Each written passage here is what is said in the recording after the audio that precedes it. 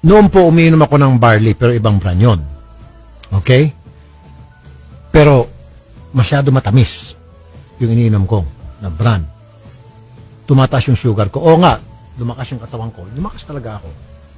However, lumalakas din yung blood sugar ko. And I have to stop. Plus, medyo nagpapantal-pantal ako. Hindi ko alam kung anong mix na doon. Inom ko lang ata yun ng mga 1 week. After that, I stopped. Pero ito, uminom ako nito nung Saturday. Nakadalawang baso ako. Wala pong sugar. Wala lang, flat. Which is good for me. So, ito po bagay sa inyo. Kung diabetic po kayo, this is the way to go. Kung kayo po sensitive, meron kayo mga food allergies, tulad ko, this is good for you. Ito po, yung amazing pure organic barley.